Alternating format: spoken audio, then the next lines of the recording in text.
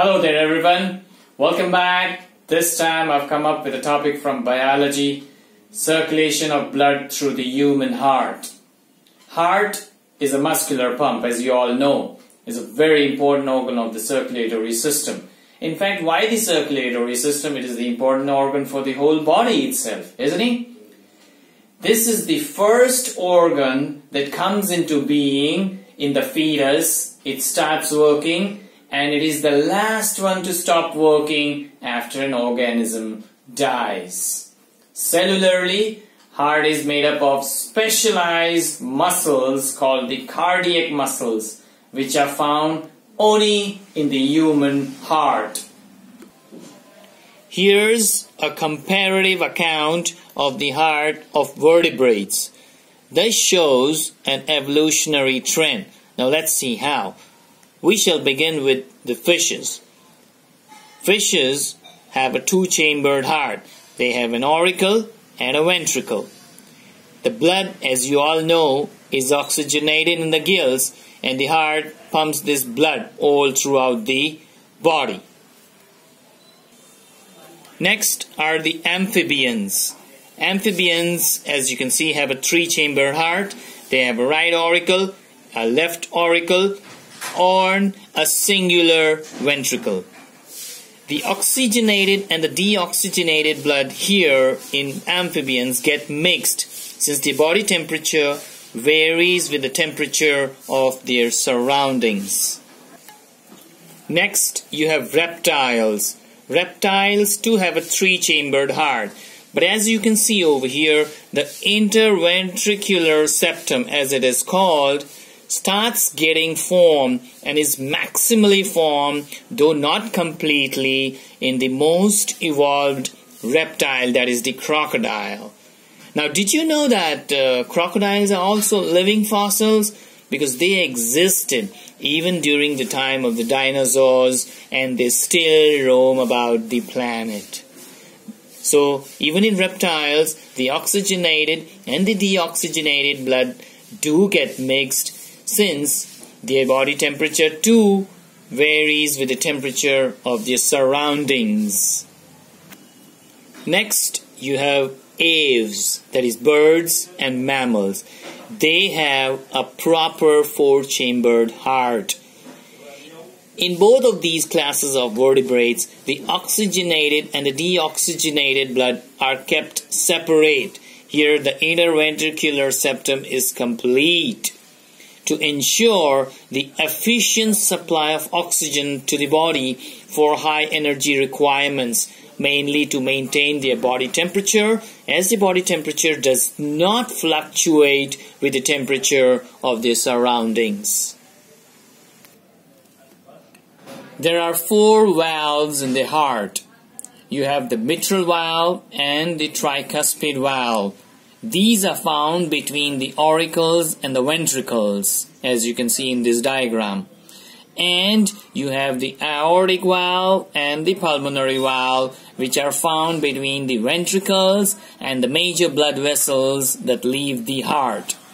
Now, the mitral valve is a bicuspid valve. That means it has two cusps or leaflets, which is found between the left auricle and the left ventricle. And the tricuspid valve has three cusps or leaflets, which is found between the right auricle and the right ventricle.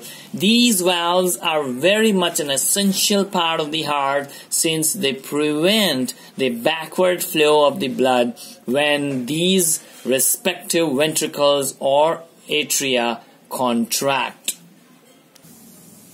The cardiac cycle consists of one heartbeat, that is one cycle of contraction and relaxation. Human beings, as you can see in the diagram, have double circulation, which means that the blood passes through the heart twice during one complete cycle. Okay, now let's travel with blood around the body. Let's begin from the place where the deoxygenated blood enters the heart through the two vena cavas. The upper one is the superior vena cava and the lower one is the inferior vena cava. these vena cavas pour the blood that is being collected from the different parts of the body into the right auricle or atrium. Let me highlight one thing over here, that the two atria or auricles contract and relax simultaneously. Now, when the right atrium contracts, this one, the deoxygenated blood enters into the right ventricle through the tricuspid valve. By the way, I forgot that the blue notation in the diagram denotes deoxygenated blood and the red notation in the diagram denotes oxygenated blood. And the yellow surfaces represent the oxygenation and deoxygenation of the human blood. Now, the right ventricle contracts and the deoxygenated blood enters the pulmonary artery through the pulmonary valve. At the same time, the left ventricle also contracts. We'll get to that later. The pulmonary artery is the only artery in the body that carries deoxygenated blood. The pulmonary artery carries the blood to the lungs to oxygenate it. Here in the lungs, the two lungs, the lobes of the lungs, they oxygenate the blood as it enters into the thin alveolar sacs in the lungs by diffusion. And so the oxygenated blood now leaves the lungs. After oxygenation, the oxygenated blood is collected by the pulmonary vein and taken to the heart, where it enters the left atrium or the auricle. The pulmonary vein, as you know, is the only vein in the body that carries oxygenated blood. Now, when the left atrium contracts, then the oxygenated blood enters the left ventricle through the mitral valve over here. When the left ventricle contracts, then the blood is pumped into the aorta through the aortic valve. This oxygenated blood is taken to different parts of the body where it dislodges oxygen to the tissues, which happens at the capillaries level over here, and lodges itself with carbon dioxide, which is shown by the blue color here, which is in turn collected by the veins, and the deoxygenated blood enters the right auricle through the two vena cavas, which brings us to the end of one cycle of blood around the body.